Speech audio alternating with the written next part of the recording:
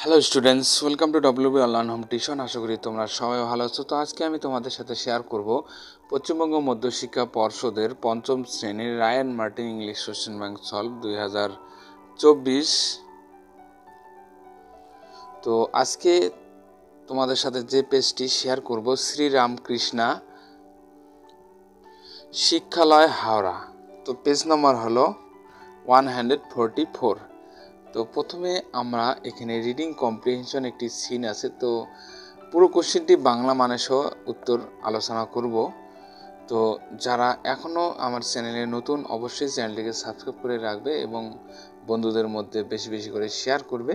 তো যারা এখনও ফার্স্ট সাবমেটিভ এভলিউশনের যে কোশ্চেনগুলি আছে এখনও দেখোনি, তো অবশ্যই এই ভিডিওটি ডেসক্রিপশন বক্সে প্লে লিস্টের লিঙ্ক দেওয়া থাকবে, তো তোমরা সেখান থেকে দেখে নিতে পারো।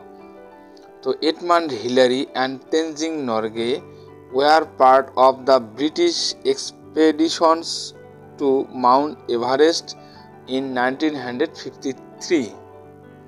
তো এডমান্ড হিলারি এবং তেনজিং নরগে 1953 সালে মাউন্ট এভারেস্ট ব্রিটিশ অভিযানের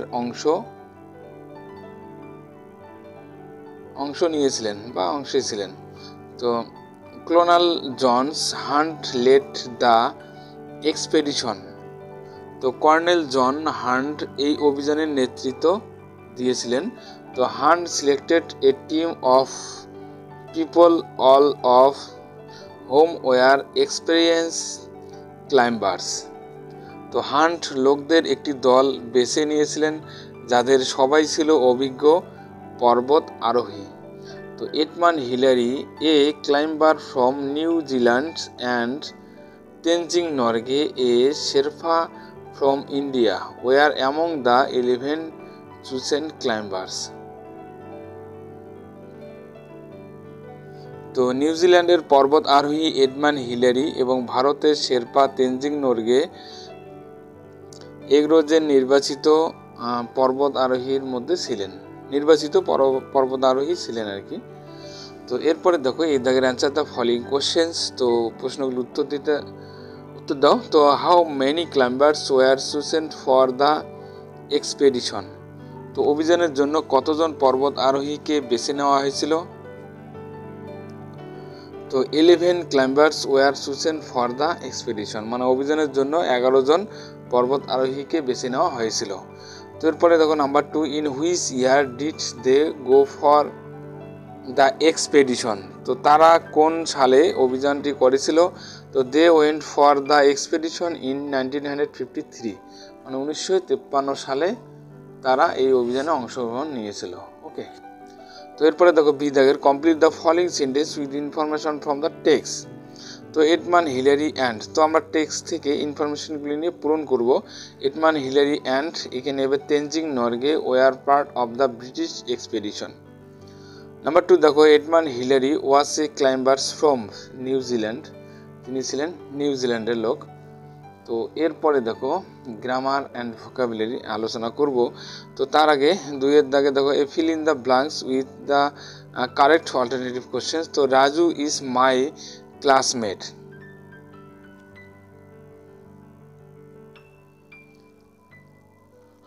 তো রাজু আমার মানে সহপাঠী ছিল।